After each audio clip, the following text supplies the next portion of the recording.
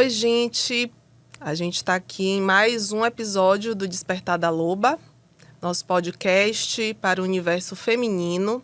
E hoje a gente está com um tema mega importante. A gente vai falar sobre a geração sanduíche, que é a geração de mulheres que está entre os pais idosos e os filhos, né? Aquela geração que cuida de todo mundo, né? E tem mais uma função que é cuidar dos pais idosos. E para tratar desse tema, a gente está aqui com Marta Castro, que é a idealizadora do grupo Bengalas. Ela vai contar para a gente, né, como é que tudo começou. E a gente está com a doutora Lilian Carvalho, que é geriatra, né, bastante experiente, que vai também mostrar a experiência dela com esse público.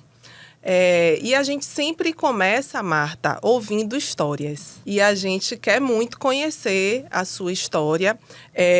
Eu peguei alguns dados, né?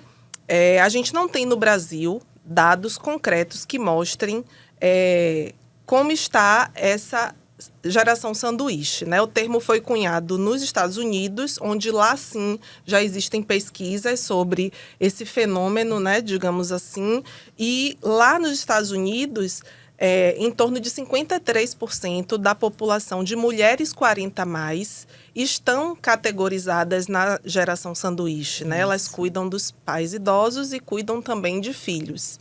E isso, obviamente, gera uma sobrecarga, né? Porque a gente, enquanto mulher, a gente já está com tantas atribuições, né, profissionais, o nosso próprio autocuidado que toma tempo também, nossas atribuições com a vida social, enfim, com tantas coisas, e a gente ainda tem mais essa tarefa que é inevitável, né? O envelhecimento. Nós também, em algum momento, seremos cuidadas pelos filhos. Então, mas a gente precisa se preparar de alguma forma, né? Porque envolve outras tantas demandas. E a gente precisa se preparar. Então, queria que você contasse um pouco sobre a sua experiência pessoal e sobre também a criação do Bengalas aqui em Salvador, tá, gente? A gente está em Salvador, Bahia. Apesar que tem gente participando dos Estados Unidos, Olha, de São Paulo. Então, tem... os encontros virtuais permitem a participação de qualquer pessoa em qualquer lugar. Maravilha. Então, me apresentando, né, Marta Castro. Eu sou filha de Dona Neuza, 83 anos, e seu Manuel, 81 anos. Mãe de Letícia e de André, avó, que ainda tem isso. Algumas mulheres da geração né? sanduíche são avós. Então, sou avó de Gabriel e de Rafael. Sim. E trabalho, uma mulher ativa, sou empresária, consultora, estudo psicologia. E a história do Bengalas começou no pós-pandemia. Eu fiquei um tempo fora. E quando eu voltei, eu tomei um susto quando encontrei meus pais. Como a gente fala no popular, eu dizia, a gente foi ladeira abaixo, a pandemia, né? Uhum. Eles envelheceram muito, eles deprimiram. E isso foi um choque para mim. Eu não sabia como lidar com isso. E olha que eu me achava uma pessoa, né, estudante de psicologia, uma pessoa que trabalha com desenvolvimento humano, bem formada, que lê, mas, assim, tirou meu chão. Eu entrei, assim, em parafuso, eu não sabia como lidar com isso. Eu era demandada, às vezes, no meio de uma reunião, demandada nos meus finais de semana com a família. Então, tudo isso estava sendo super difícil de administrar. E aí, vai para a rede de apoio das mulheres, né? Fui para as amigas, começo a conversar com algumas amigas e, de repente, eu percebo que elas também estavam vivendo a mesma situação. E começo a ler sobre o assunto e percebo que tem esse fenômeno mundial da geração sanduíche. Porque, pela primeira vez, a gente está vivendo com uma geração longeva, né? Que está com uma expectativa de vida muito alta. No passado, as pessoas ou não chegavam lá, ou às vezes tinha até aquela história, né? Os que conseguiam viver mais tempo, tinha aquela filha que era destinada a não casar para cuidar dos pais. Então, tinha umas histórias assim. E hoje a gente tem esses pais aí vivendo mais, demandando ou de assistência médica ou de companhia, de carinho, de atenção, às vezes até de dinheiro, né? E essas mulheres são as principais cuidadoras desses idosos. A gente tem histórias de homens cuidadores? Tem, mas são minoria. E aí eu comecei a ficar inquieta. Falei, gente, a gente tem que fazer alguma coisa, a gente tem que fazer alguma coisa. Eu escrevo, sou uma escritora amadora, e escrevi um texto chamado Heróis de Bengalas. E nesse texto eu falava da minha história com meus pais, porque meus pais eram para mim heróis. E, de repente, aquele pai que era ativo, aquele casal que ia para festa, que ia para boate, pulava carnaval, né? Que trabalhava, e, de repente, ver eles esquecidos, com dificuldades... Fragilizados, né? Fragilizados, minha mãe meio deprimida, dificuldades de locomoção. Então, aqui, eu não reconhecia meus pais. E tem um detalhe nessa história também, Renata, que é importante, que é quando a gente também se depara com isso, além da situação em si, a gente se depara com o nosso próprio envelhecimento. Sim. E muitas dessas mulheres que estão na geração sanduíche, que são a geração sanduíche, ainda estão entrando na menopausa. Isso. Tem suas questões, também estão fragilizadas, cansadas. Então, é muita coisa junta. E isso estava me inquietando. Eu falei, gente, vamos fazer alguma coisa, Eu falei, acho que eu vou criar um grupo de apoio. E aí, quem quiser, vem e se junta para a gente se ajudar, trocar ideia, trocar informação. E aí, esse chamado, e juro, assim, começou a parecer que era soprado no meu ouvido. Porque eu ouvia, assim, da minha intuição, do meu coração, vá, precisa, vá. E aí eu comecei a falar e as pessoas, tô dentro, quero, preciso. E aí eu fiquei meio assim, olha, tem demanda aí. E então, quando eu fui iniciar, né, a história do nome, minha filha, ela trabalha com marcas, com criação de nomes, ela virou para mim e eu falei, gente, que nome eu boto? Ela, mãe, tem seu texto, por que você não bota bengalas? Sim. Porque vocês vão ser, as mulheres vão ser as bengalinhas umas das outras.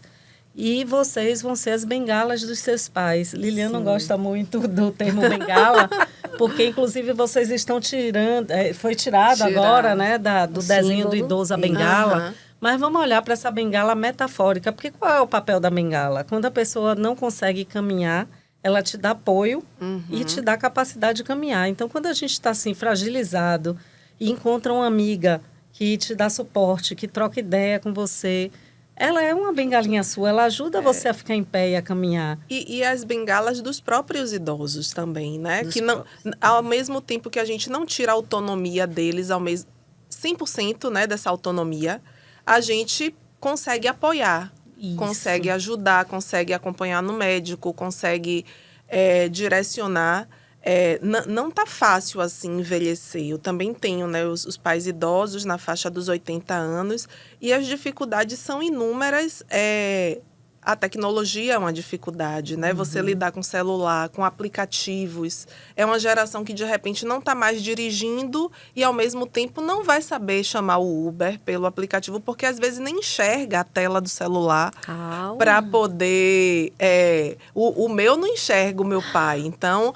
enxerga muito pouco, né? Já teve uma perda importante de visão, então ele não enxerga. E a falta de habilidade mesmo, né? Algumas outras não. Minha mãe está no WhatsApp e conversa o dia inteiro, se a gente deixar. Mas... E ela, eu acho engraçado, ela trocando informações, né? Com minha tia, com as amigas. Então, ela não é super fluente, digamos assim, no mundo digital, mas ela se vira com algumas coisas que facilitam, sim, inclusive essa interação social. Mas existem muitas dificuldades para esse mundo novo, né? Sim. Esse mundo tecnológico, esse mundo digital e cheio de recursos que muitas vezes a gente, na nossa geração, se depara, né? Sim. Com as limitações, então imagine para eles. E uma cidade um estado, um país inseguro, que Sim. se você vai na Europa, nos Estados Unidos, você ainda vê os idosos passeando, circulando. Aqui tem essa dificuldade, né, de para onde vou levar, acessibilidade. Então, são muitas questões envolvidas, de fato. E só para fechar a história, a ideia do Bengalas também, quando ela falou, eu falei, eu adorei, porque é um nome que parece divertido. Sim. E uma das propostas do Bengalas, né, é que seja mais leve, lidar com tudo isso seja leve. E ela também foi minha filha quem propôs mudar de grupo para comunidade, porque não é um grupo, um agrupamento de pessoas ali, a gente tem algo em comum. Sim. E aí, o que é que está em comum entre todas nós? Somos filhas de pais idosos, somos da geração sanduíche. Então, assim, nós temos interesses comuns. Então, é uma comunidade. Apesar de eu ser a fundadora, a gente tentou trazer alguém aqui, o pessoal é mais tímido, não gosta. Mas, enfim, né? Fica, às vezes, um pouco em mim, mas a ideia é dar voz também a essas pessoas. Então, nos encontros, são espaços onde as mulheres falam, onde elas trazem suas questões. E aí tem uma série de atividades que depois eu posso compartilhar com vocês. Claro, a gente quer saber de tudo. Doutora Lilian, como é sua experiência de consultório com essas filhas, né, principalmente de idosos que estão... Quais são esses desafios na prática, né? O que é que a gente encontra de obstáculo? Eu sou formada em medicina e eu fiz geriatria e eu já vou fazer 30 anos de formada. Eu tenho aproximadamente 24 anos de geriatria e a minha maior ênfase foi exatamente no domicílio. Eu acompanho muitos pacientes no domicílio e já naquela necessidade de ter um cuidador.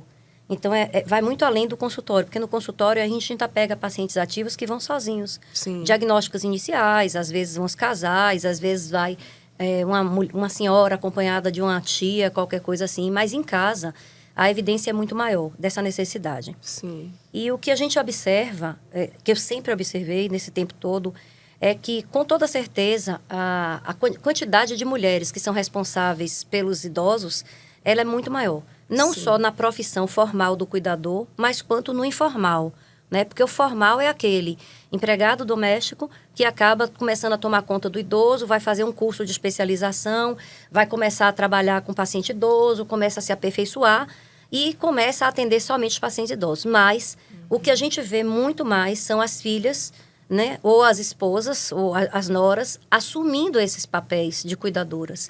E, assim, na maioria das vezes, cuidadoras informais, sem capacitação, sem informação, muitas vezes com muito boa vontade, mas sem onde buscar ajuda, tá? Existem algumas associações, sociedades que tentam fazer isso, né? A Associação Brasileira de Amigos do Alzheimer, a ABRAS, ela funciona muito legal para isso, mas, assim, muito pouco divulgado, fica muito na parte teórica, agora que está começando a misturar um pouco com os gerontólogos. Mas o que a gente observa é que as mulheres realmente são muito mais afetadas. Para você ter uma noção, quando eu começo a fazer o atendimento do paciente, independente de ter no consultório ou em casa, a gente, obrigatoriamente, na geriatria, a gente tenta diagnosticar todo o problema social. Porque é um problema social. Sim. Se ele está começando a ter uma dependência física ou uma perda de autonomia cognitiva, ele vai precisar de ajuda de alguém em algum momento, em breve, provavelmente. E a gente precisa saber qual é essa rede de apoio que ele tem. E aí a gente tem a obrigação de saber quem vai estar do lado. E na maioria das vezes, quem está do lado é, no caso do homem, a esposa. No caso da mulher, o marido. E na terceira pessoa vem os filhos. E aí, na maioria das vezes, são as filhas. Para você ter uma noção, quando eu faço avaliação, eu faço questão que o cuidador esteja presente. Para eu poder saber se esse cuidador está dando conta até o momento e se vai conseguir continuar dando conta. Existe uma escala de avaliação do estresse do cuidador. E essa escala de avaliação a gente aplica muito. Eu aplico muito em filhas, tá? Nas mulheres, nas mães, nas esposas, no caso, não precisa nem aplicar. Quando a gente chega na casa, que a gente pega um paciente idoso, homem, na maioria das vezes, com quadros de dependência física ou cognitiva, com toda certeza a esposa já está com quadro de depressão. tá? É muito difícil a gente viver o envelhecimento dos pais, das mães, mas a esposa ver do marido, o marido ver da esposa, eu acho que é muito pior. Porque ela fica sem chão, porque ela não tem quem segurar mais na mão do lado, Sim. e ela não sabe para quem pedir socorro. Então, essa geração que está vindo agora, é como Marta estava falando, é a geração que ficou imprensada, né? E ficou imprensada por quê? Porque a gente está tendo agora, a gente demorou mais para ter filhos, né? A gente não teve filho tão jovem. Então, nossos pais já estavam mais velhos quando nós começamos a ter filho. Nossos pais não foram da nossa geração, que está se cuidando mais para ter um envelhecimento melhor, mais Sim. saudável. Então, eles não se prepararam para envelhecer bem. E o que a gente vê hoje é um envelhecimento muito heterogêneo na faixa etária deles. Então, a gente vê idosos que estão envelhecendo com 80 anos super bem, mas a gente tem idosos que estão com 65 e já começaram a dar trabalho. Então, quem está imprensado são exatamente essa geração nova, e aí acaba sendo a mulher. E o que a gente observa é que a mulher está tendo que dar conta de muitas atividades ao mesmo tempo. Sim. E a sobrecarga e a exigência social, ela é imensa. Então, a mulher acaba ficando, além de pressionada, ela passa a não se cuidar como ela deveria. E entre essas cuidadoras, né, as mulheres, as noras e filhas cuidadoras, quais são os principais problemas que elas enfrentam? Ansiedade, depressão? O que é que vem aí nesse pacote? Eu acho que a primeira coisa é a ansiedade, porque você é um impacto, né? Como aconteceu com Marta, acontece com a maioria. A gente não envelhece junto de nossos pais. Nossos pais não envelhecem nos nossos olhos, embaixo Sim, dos nossos olhos. sim. Porque a gente sai de casa com eles ainda na ativa.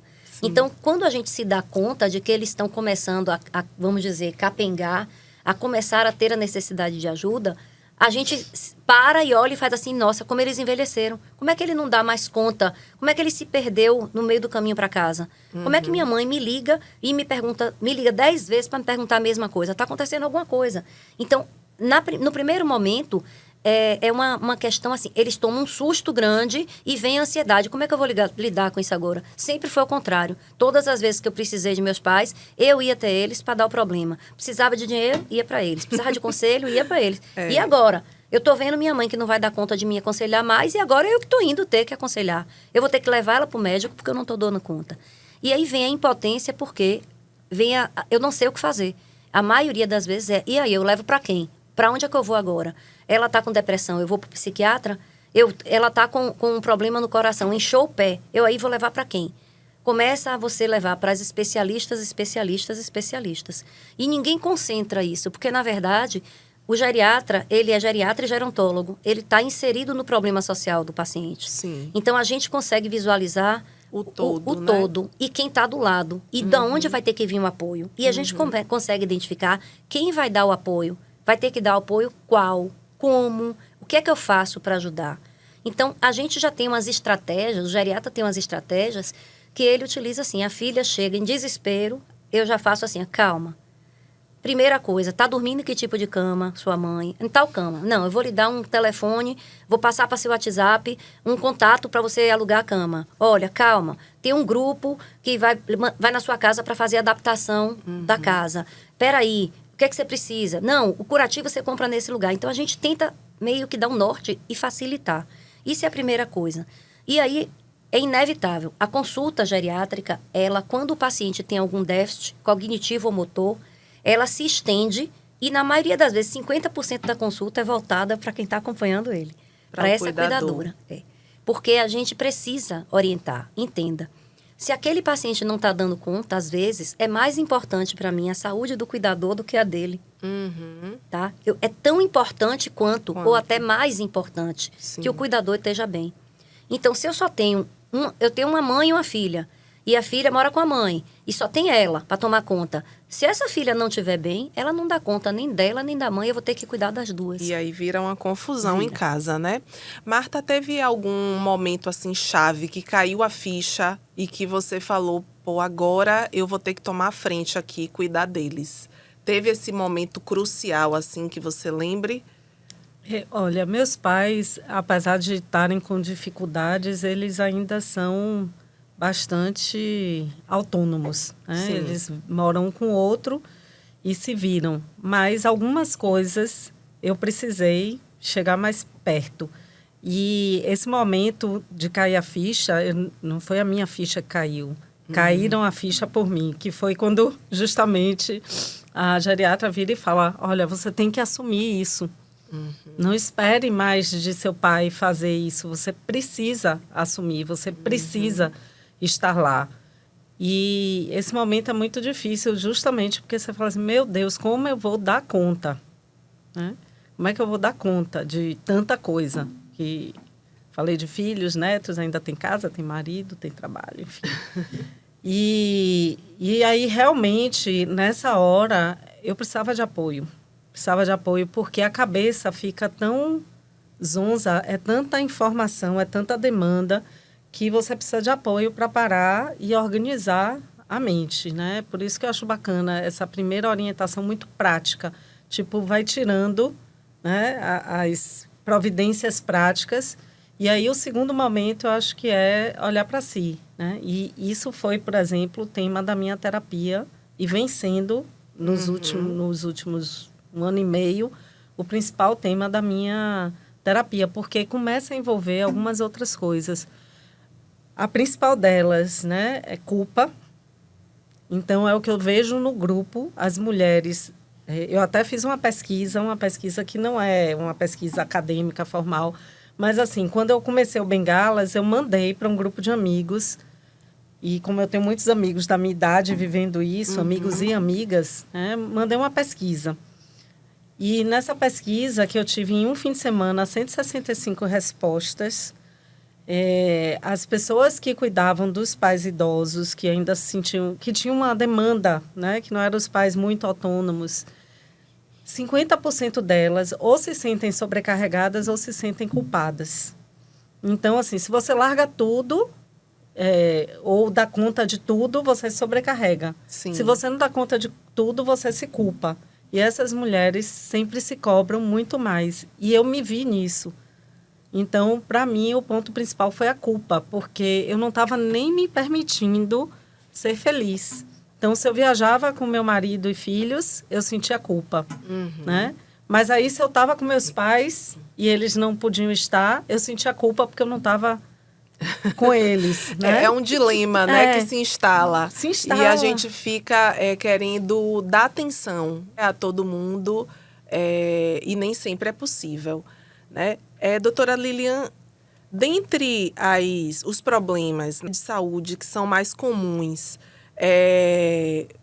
a gente pegando essa amostragem, né, que você atende, você acha que os problemas físicos, motores, são mais comuns ou as questões relacionadas ao cognitivo, mal de Alzheimer, as demências, né, de uma forma geral, quais são os problemas que tiram mais? Na maioria das vezes, inicia-se com a parte de dependência física. Na maioria. Certo. Se não houver nenhuma patologia antes que mude o curso, geralmente se começa com a dependência física. Então, assim, os primeiros sinais de que o paciente vai começar a dar trabalho é quando começa a ter dificuldade para andar, para levantar, começa a andar se segurando na parede, nos móveis. Já na hora de levantar da mesa, ele se agarra na mesa ou então se apoia muito e quase cai da cadeira várias vezes antes de conseguir se erguer. Aí a gente começa com uma deficiência física realmente, e que essa deficiência física ela vai jogar para frente tudo, porque tudo vai acontecer a partir daí. Então vai andar menos, vai ficar mais isolado, vai sair menos de casa, vai começar a ficar mais sentado, vai ficar mais deitado, então vai começar a ficar mais desanimado, mais isolado, e aí a sequência de eventos acontece. No final, todos vão trabalhar, evoluindo com a dependência física, a maior parte, vamos dizer que 99% evolua com a parte cognitiva, também é quase impossível de evitar. Então, quanto mais ativo e mais independente e mais perambulante, né, andando o paciente tiver, melhor o prognóstico, inclusive cognitivo. A atividade física hoje é dada como um dos principais fatores que mantém o paciente com envelhecimento saudável por mais tempo. Agora, entre as mulheres que tomam conta, para você ter uma noção, o grau de preocupação que vai dentro da geriatria, existe uma escala para avaliar o estresse do cuidador. É uma escala que, inclusive, você encontra na internet. Se você escrever, tem uma calculadora da escala de estresse do cuidador, chama ZARIT, Zarit. Então, quando a gente clica, existe a grande, que é de 22 questões que a gente faz e pontua esse cuidador. E tem a escala que aplica na calculadora. E a gente consegue evidenciar muito claramente o nível de estresse desse cuidador e a necessidade dessa cuidadora pausar. Algumas outras vezes é tão evidente que a gente nem aplica a escala, a gente já vai para diagnósticos. E o principal problema que a gente vê é depressão, tá? No cuidador. Porque, assim, é exatamente a questão da sobrecarga ou da frustração. Então, assim, ou você se culpa porque você não está dando conta, ou você está cansado porque você está sobrecarregado. Então, essas duas coisas sempre acabam levando a sintomas depressivos. E são sintomas que não são sintomas como a depressão antigamente era conhecida, né? Sim. Hoje em dia, ela tem uma apresentação diferenciada. Então, muitas vezes, você está com distúrbio de sono, você está com alteração do apetite. E isso, na mulher, nessa situação da mulher, da fase sanduíche, nessa geração, ela ainda fica mais difícil, porque, como a gente estava falando, ela está na fase também dos problemas dela, Sim. do envelhecimento dela, né? Da menopausa chegando. Então, os sintomas mesmo que se sobrepõem. Então, assim, por isso é necessário essa atenção e é necessário esses diagnósticos precocemente, tá? Entendo.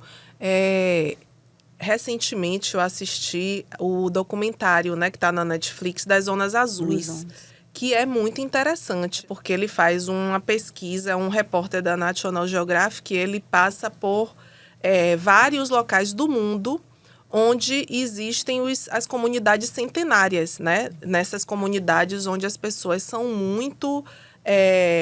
que é muito comum se ultrapassar dos 100 anos. Então, assim, super... Eu fiquei tão impressionada com esse documentário que eu comprei os 2 livros, né? Sim. Que tem Zonas Azuis da Felicidade, mostrando como ser feliz nessa longevidade, com longevidade, e Zonas Azuis da Saúde, onde ele fala muito de alimentação e atividade física.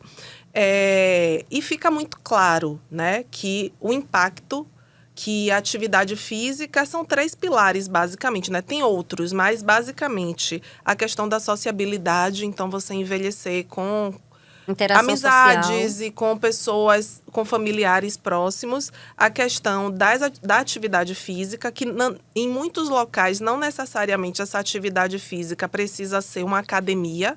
Em muitos locais, como Sevilha, por exemplo, na Itália, se descobriu que o fato da cidade ser enladeirada, né, ter muitas subidas e descidas, isso era um fator para a longevidade, porque as senhorinhas, para irem para a igreja nos finais de semana ou diariamente, elas tinham que subir ladeiras enormes. Então, isso fortalecia, isso que você falou, né? Exatamente. Então, gerava nelas uma autonomia, porque as pernas ficavam fortalecidas. E o impacto da alimentação, né? Que hoje a gente tem todo um cuidado de ter uma alimentação sem glúten. E, assim, a geração dos nossos pais não teve essa preocupação, né? Pois é. Meus pais até hoje, minha mãe cozinha super bem e ela gosta mesmo daquele feijão cheio de coisa, né? E eu chego lá, gente, pelo amor de Deus, não dá mais para comer isso aqui. E não tem jeito, porque é cultural. E eu também fico pensando, poxa, tirar isso deles agora é complicado, né? A gente não tira. A gente dá uma substituída, né? Tenta fazer umas adaptações. Mas os hábitos, né, que são instalados durante toda uma vida, é difícil a gente tirar deles agora, né? Então, enfim, eu queria, então, olhando para essas zonas azuis, né, e para a nossa realidade aqui, o que é que a gente pode fazer do ponto de vista preventivo? Porque a gente está falando dos idosos que já estão e que, né, os familiares têm que dar conta. Já começaram a perceber, né? Mas, assim, a coisa ainda não está instalada, o problema, a falta de autonomia ainda não aconteceu. Qual seria a orientação que você daria para essa família, né, que está com um idoso ali entre 65 e 70 anos, para não deixar um quadro piorar? Tá bom. Não deixe parar, tá? Assim, se for para aposentar, empurra um pouco para frente.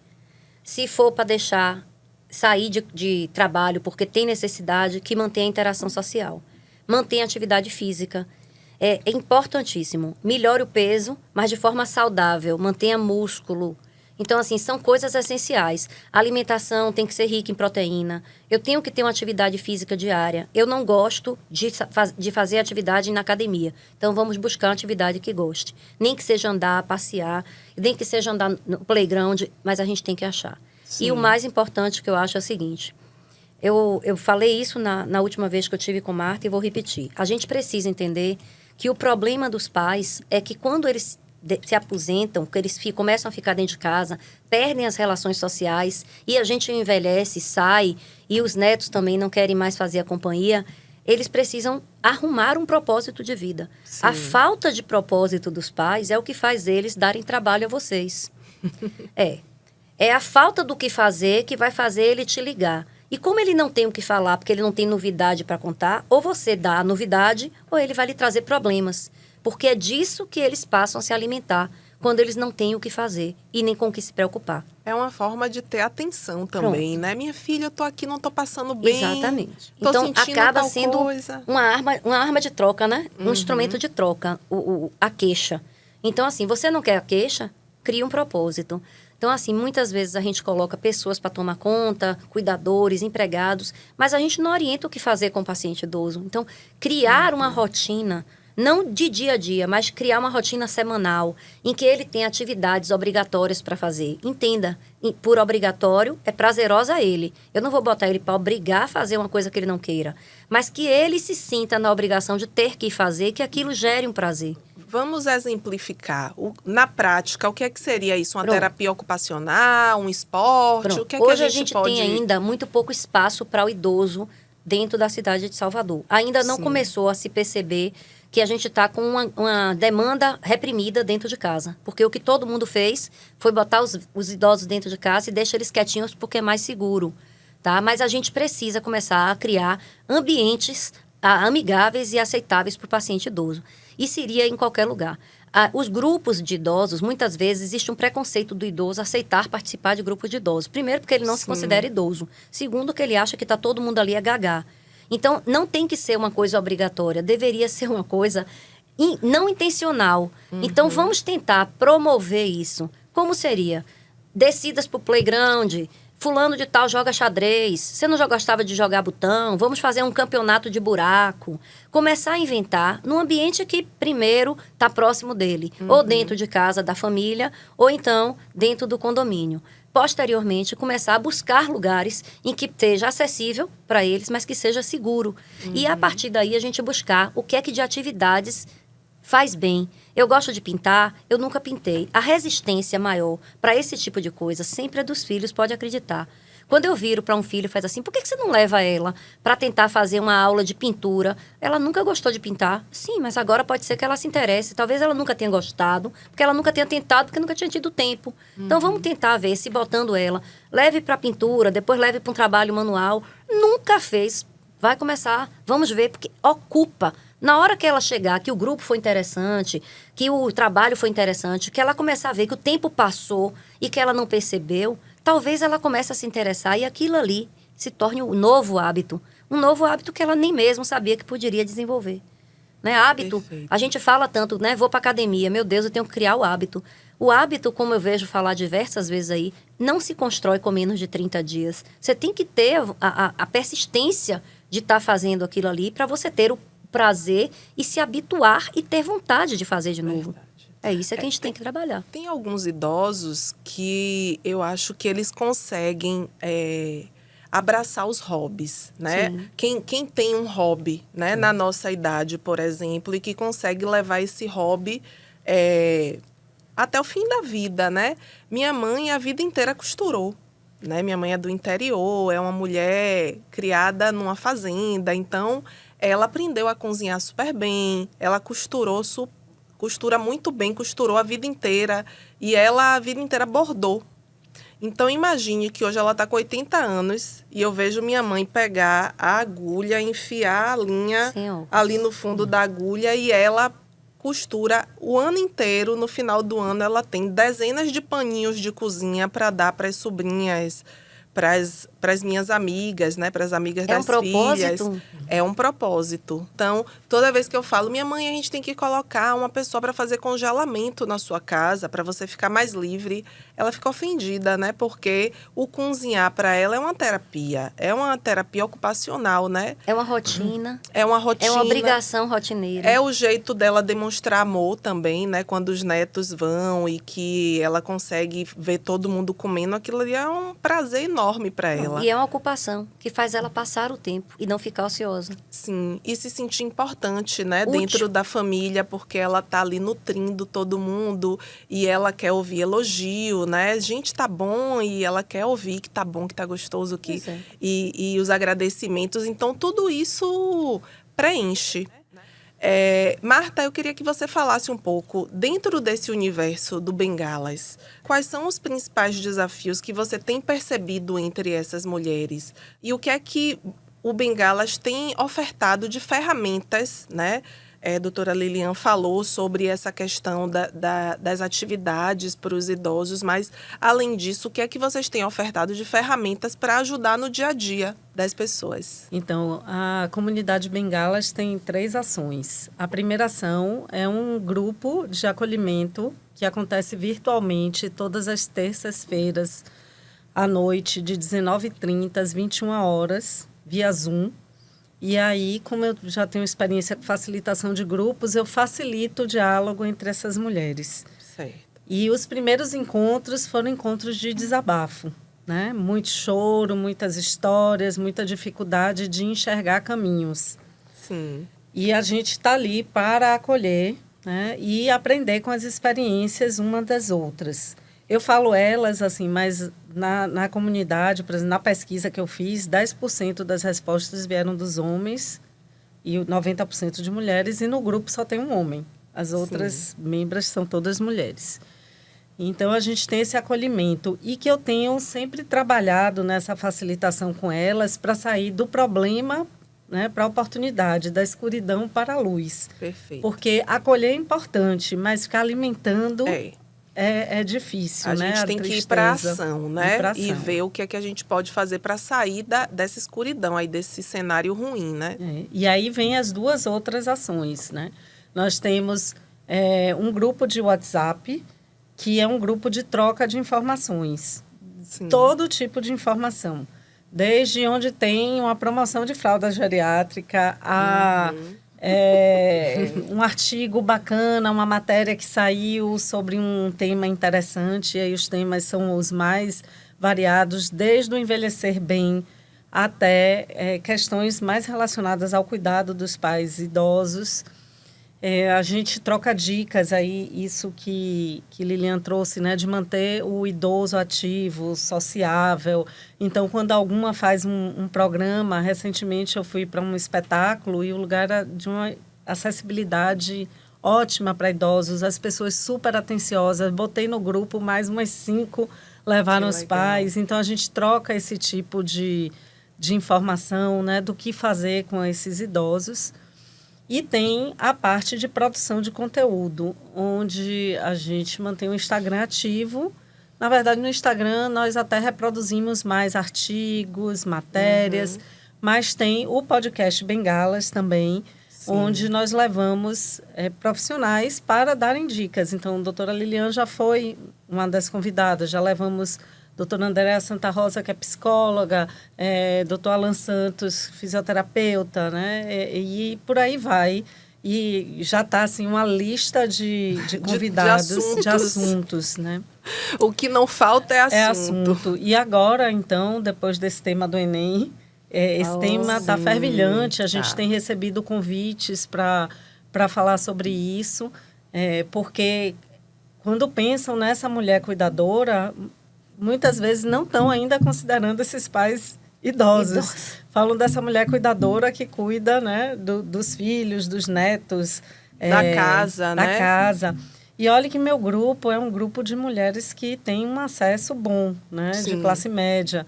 Mas imagine isso na periferia, né, onde aquelas mulheres que cuidam desse povo todo, ainda pegam um ônibus 2 horas para trabalhar, cuidar de alguém em outra casa, para fazer renda, para ajudar os demais. Então, tem muita coisa aí por trás e que a gente precisa acolher, mas também instrumentalizar. Então, quando vem uma dica dessa, tem que dar propósito, a gente vai na comunidade no dia do encontro remoto e discute, gente, como dar propósito aos pais, né?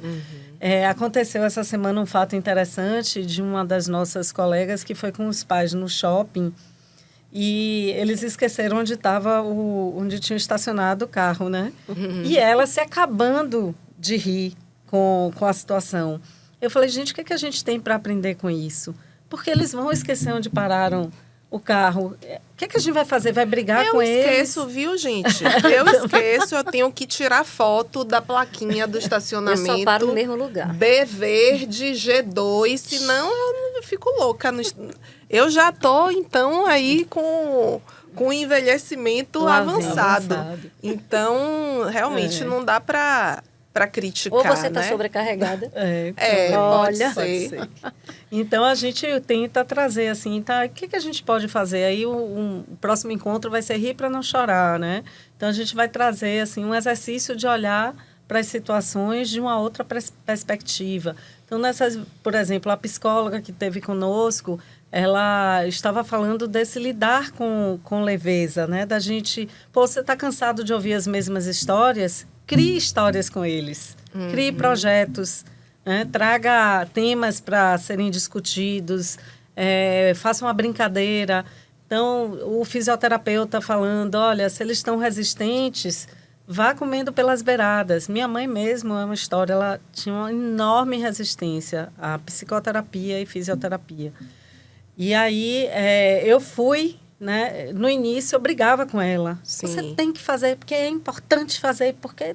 Né? Aí, depois, eu comecei a brincar com isso, né? Aí eu falei, não vou te ajudar a levantar, não. Você não quer fazer fisioterapia para levantar? Aí, ficava brincando. Tá, vou te ajudar, mas só hoje. E aí, falei, eu vou mandar o fisioterapeuta aí, só para você ver se gosta dele. E ele foi, né? Eu que mandei.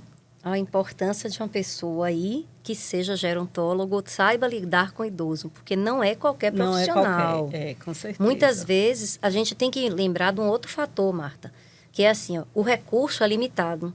Então, a gente precisa estar com um bom investimento. Sim. Então, a gente tem que escolher pessoas e saber cobrar os resultados das pessoas. Não adianta eu botar um fisioterapeuta qualquer que vai chegar lá e se adaptar à sua mãe e fazer todos os dias a mesma coisa, mas não tem um objetivo com ela. Se Alan chega sabendo o que ele precisa fazer, que ele tem que ter um objetivo de fazer ela levantar sozinha. Então, o trabalho é focado. Posteriormente, vamos ganhando, subindo outros degraus. Essa é a importância de você ter uma equipe montada que saiba o que está fazendo e como resolver. E acho que mais do que isso, que saiba lidar com o idoso. Isso. Porque hoje ela fica assim, eu fico esperando o dia da fisioterapia para ver o que vai sair daquela sacola. Olha. Eu me divirto. Um dia sai uma bola, outro dia sai um elástico, outro dia sai um cone. Olha que interessante. Né? Então ela fala assim, virou um momento de distração para ela. Então eu estou fazendo pequenas conquistas. Assim, quando eu passei a lidar com mais leveza com a situação, eu acho que eu fiz grandes conquistas. Quando eu estava ali tensa, né? E aí era ação e reação, a gente às vezes... Aí entra a culpa de novo, porque às vezes você responde de uma maneira mais ríspida, mais impaciente, né? E depois se culpa por isso. Então, tem sido um grande aprendizado na comunidade isso. E, realmente, foi muito importante... os podcasts, a vinda, o convite, né, desses profissionais, e ainda tem muitos temas. Por exemplo, um tema, Renata, que está aí, que eu fiquei impressionada, que não se fala disso. Eu estive recentemente no congresso da Associação Brasileira de Recursos Humanos, capítulo Bahia, o ambiente corporativo. E aí, ninguém fala disso. Só que essas mulheres que um dia saíram do trabalho para levar o filho no médico, para assistir a apresentação do filho, hoje saem para levar o pai no médico, para levar a mãe em algum lugar. E elas estão também tensas, com medo de perder seus empregos. Sim. E as empresas não falam sobre isso. Como é que o mercado de trabalho vai acolher essas mulheres? Ó, outro tema aí. Cada ponto que a gente toca abre um universo. E tem outra questão, outra camada, né? Que, como você falou no início da nossa conversa, essa experiência com os pais idosos é um momento também da gente olhar para o nosso próprio envelhecimento. Eu não cozinho e nem sei bordar. Então, o que é que eu vou fazer, né? Já não dá para absorver a experiência de minha mãe. Então, hoje eu tô com 45 anos e hoje eu já planto as minhas sementinhas do meu próprio envelhecimento, né? Assim, eu gosto de praticar esporte, né? Eu tenho uma rede de amizades, eu gosto de viajar, enfim, tem outros gostos. E eu preciso estar com essas ferramentas ativas, porque na hora que o meu envelhecimento chegar, eu vou ocupar a vida, eu vou criar o meu propósito a partir disso. Pois é. Do que eu estou plantando hoje. Então, tenho certeza que para você também está sendo, né, está trazendo um olhar para você também, olhar para essa Marta com 70, 80 anos, Mas né? tem um ponto aí que Lilian abordou e para ele não passar batido, porque ele é importante. As pessoas pensam que essa iniciativa do Bengalas é uma iniciativa inédita. Eu estava falando que eu já pesquisei, já existiram outras iniciativas semelhantes. E não foram muito adiante, porque as mulheres sentiam que era mais uma sobrecarga para elas, né? Ter que participar de encontros, tanto que eu deixo muito à vontade. Eu falei, gente, vocês não têm obrigação de nada, né? Terça-feira eu vou estar aqui com uma pessoa ou com 100 pessoas. Eu vou estar aqui. E no dia que eu tiver uma demanda e não puder estar aqui, eu vou pedir para alguém vir para cá para acolher vocês. Então, assim, e aí o que é que acontece? A gente pensa nisso, né? Pensa no nosso próprio envelhecimento, pensa, mas às vezes não dá tempo. E aí eu sou uma pessoa super cuidadosa com isso, disciplinada, né? Acordo de manhã muito cedo para fazer minha atividade, porque eu sei que se eu não fizer cedo, o dia complica. Mas eu tô vendo amigas minhas, né, com essa dificuldade, né? Elas têm, no fim das contas, não dá tempo de malhar, no fim das contas, não sobra dinheiro para fazer uma terapia. Então, assim, esse cuidado, eu acho que ele está na consciência. Mas daí a levar ele para a prática, num mundo conturbado, né? Que desde dos desafios profissionais, você está empregado, não está empregado, está recebendo bem, não está recebendo bem, de você do tamanho da demanda desses pais, né? Porque no meu caso, como eu falei, ainda não é dos piores. Mas tem outros que são altamente demandantes. Criatividade e aprender a delegar, né? Perfeito. Na minha experiência, o que eu observo é assim, muitas vezes a necessidade de você ter o controle de tudo, a ansiedade que você tem e talvez a culpa de você não estar dando conta do tudo, faz você se sobrecarregar. No momento em que você começa a se organizar mais, e a organização muitas vezes não ocorre por conta da falta de criatividade e dessas conversas, dessas trocas. Porque não é único, vocês não são únicas. Vocês não estão passando por isso pela primeira vez na vida da humanidade. Nem vai ser a última. E vocês não estão sozinhas, porque muita gente está envelhecendo. Então, falta é a troca. Qual foi a ideia que eu tive que melhorou? Qual foi a atitude que eu tomei que facilitou? Então, às vezes, coisas simples. E a outra coisa é a seguinte, tirem as suas próprias barreiras. Porque a resistência que eu sinto, por exemplo, quando eu chego na casa de um paciente idoso e digo assim, ó, seu pai não está mais conseguindo se levantar para andar sozinho. Ele precisa fazer uma atividade física. A doutora, não adianta mais não. Já botou 10 fisioterapeutas aqui, não funciona nenhum. É por isso que a gente está procurando, capacitando e indicando. Eu hoje trabalho nisso, eu capacito profissionais multidisciplinares para trabalhar com gente idosa, porque eu senti falta, tá? Durante a pandemia, para mim, foi uma loucura, porque ninguém saía de casa. Eu era uma das poucas médicas em Salvador, geriatras, que atendia em domicílio. Eu já tinha um know-how de fazer e como fazer, e minha equipe ficou pequena para a demanda, porque os meus colegas me ligaram pedindo, meu fisioterapeuta, minha nutricionista, um psicólogo, eu preciso de alguém para ir em casa fazer um exame. Ninguém tinha isso armado. Então, assim, minha equipe acabou tendo que aumentar para poder dar conta da demanda dos outros colegas e dos meus próprios pacientes. Então, assim, hoje a gente busca pessoas que possam facilitar a sua vida. Então, quando a gente vai na casa, a primeira coisa que eu fiz, caso específico de Marta. Marta, seu pai não dá mais conta de mexer com remédio. Ele está se atrapalhando, ele não dá conta de tomar o remédio na hora, ele não lembra qual foi que ele tomou, ele já está começando a trocar. Então, não tem escrito em canto nenhum, está na caixa do remédio, ele abre, daqui a pouco ele não sabe se pegou a mesma. Olha a confusão que isso vai dar, vamos arrumar. Aí eu disse a ela, você vai ter que assumir. Aí ela já fica desesperada. Disse, mas não é difícil. Você vai vir uma vez a cada 15 dias arrumar uma caixa de remédio junto com ele. Simplesmente ele só vai ter que abrir e tomar aquilo que está dentro da caixinha. Você só precisa se certificar de que está ocorrendo a tomada correta. Então, assim, a gente tenta dar uma solução que seja adequada para o paciente e para o familiar, para tentar, de alguma forma, facilitar. Então, alimentação. Não querem comer comida que tenha proteína. Então, tá bom. A nutricionista especializada vai lá para inventar um cardápio específico e customizado, individualizado, em que eles vão ter um acesso à maior quantidade de proteína, às vezes sem perceber que está na dieta. Vai fazer uma panqueca de banana com ovo. Então, a vai gente tomar inventa. uma vitamina, né? Cheio de pozinho. Com pozinho. Vocês não tomam whey?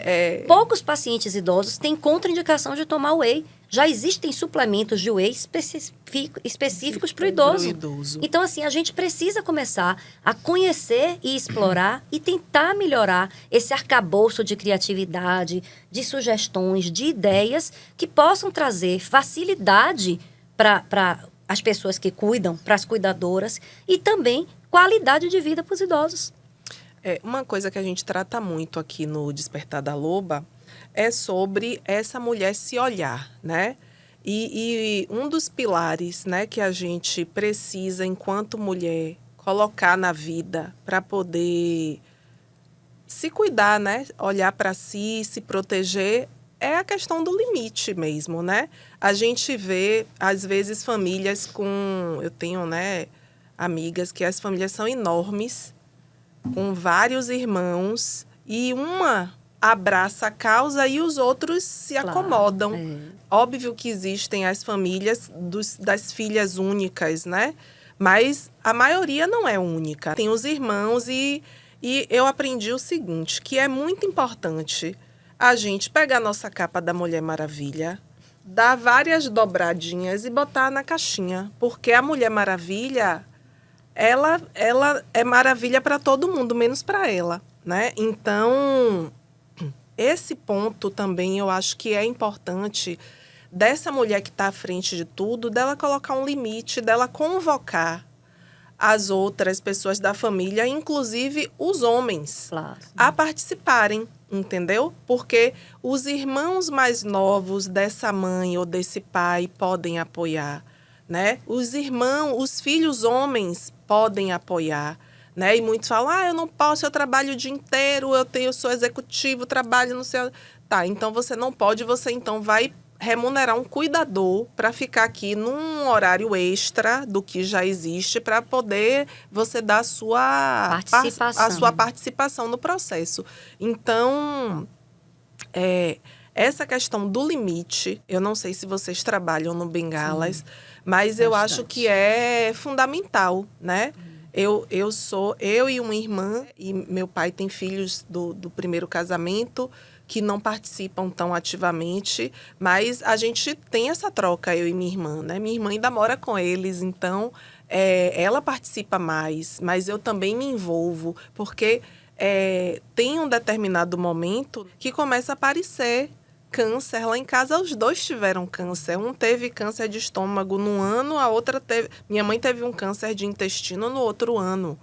Né? Então, a família parou e aí, quando descobre um negócio desse, é um bocado de exame, é um bocado de consulta, até operar, recuperar da cirurgia e a vida começar a voltar a ficar bem, é um processo. Então, se a gente não se dividir e a gente convocar mesmo as pessoas da família a abraçarem essa causa, inviabiliza, né, o cuidado. Eu até tenho essa sorte, porque eu tenho um irmão também que mora no mesmo prédio e é muito presente. Sim. né?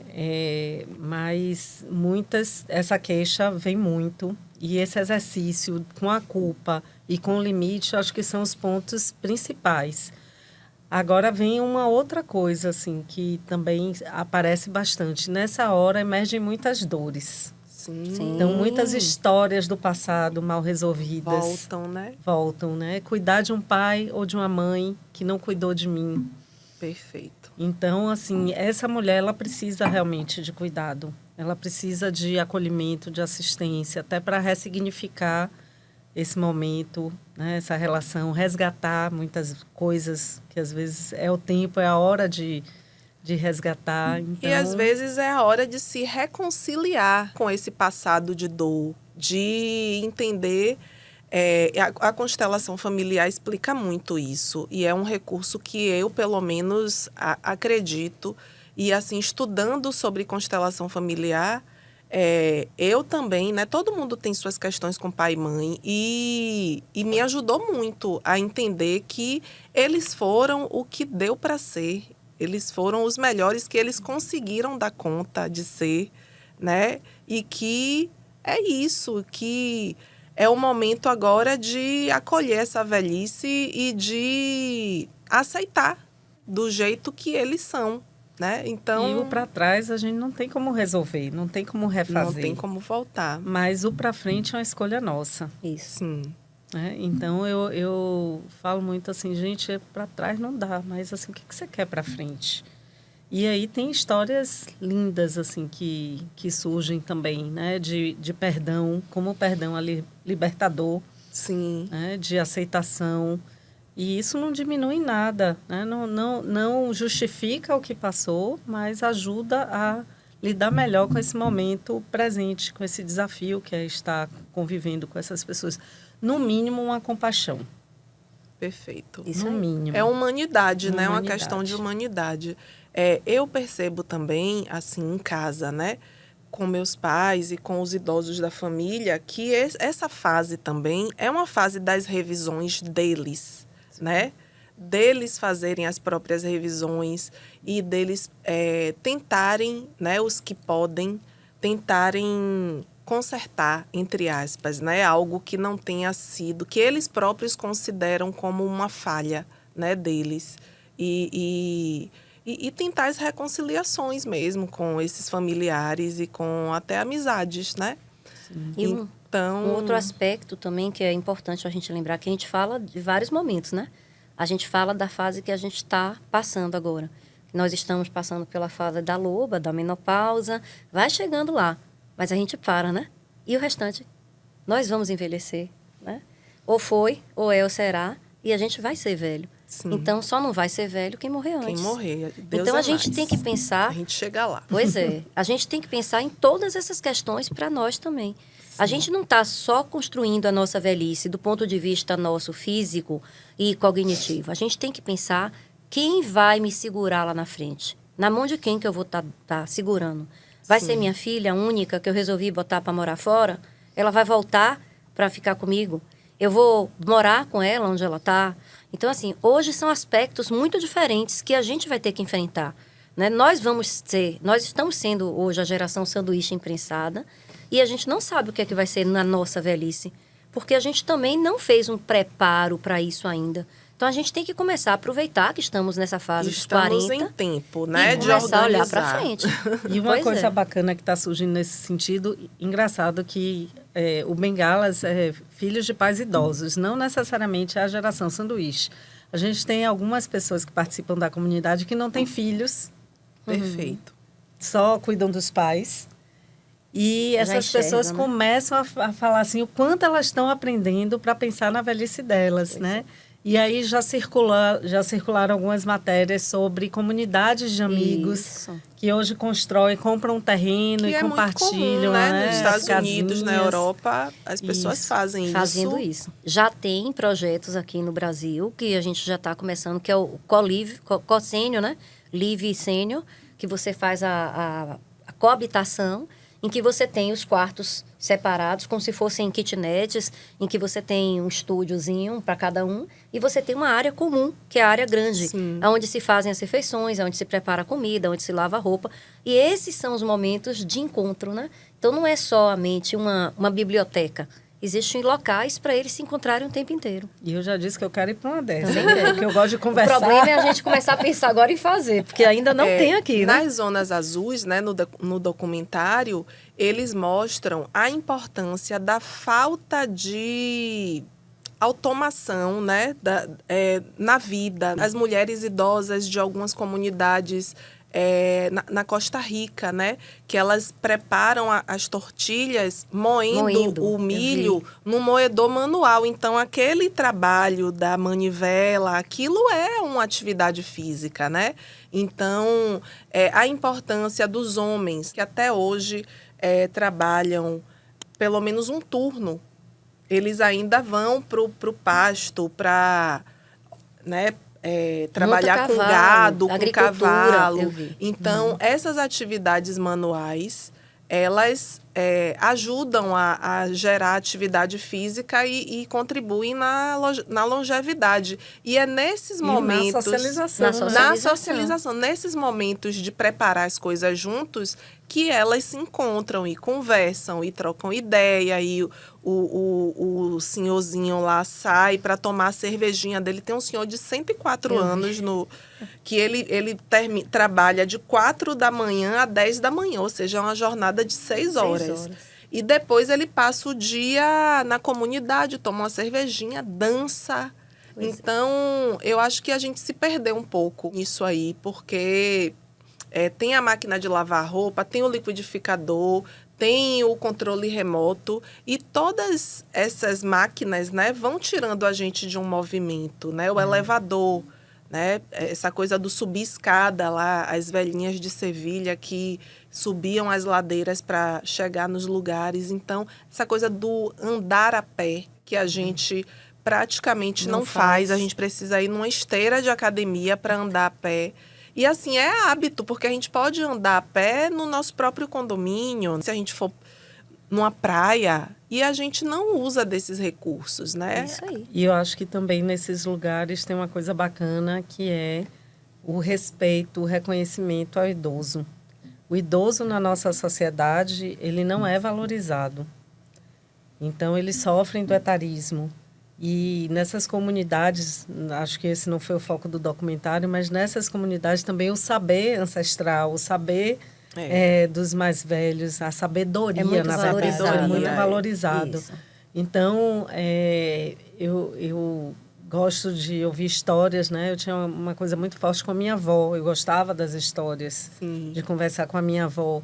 E hoje eu vejo menos isso das gerações com as avós atuais, né? E aí eu fico pensando como eu plantar isso para meus netos, para que eles gostem de conversar ouvir as suas histórias com a avó deles, né? Então, assim, são muitos aspectos. O espectro que envolve essa questão dessa relação dos filhos com os pais idosos nesse contexto, nesse momento de mundo, são muitos. E aí a gente poder olhar para isso e poder falar sobre isso e poder trocar informação, eu acho que vai ajudar muito as mulheres a passarem, né, por esse processo com mais leveza, com mais tranquilidade. O pontapé está dado, né? Isso aí. Porque esse movimento do buscar o apoio, buscar informação, buscar ajuda profissional, isso aí já é maravilhoso, né? E a gente está numa fase do mundo que a gente tem o Google, que a gente tem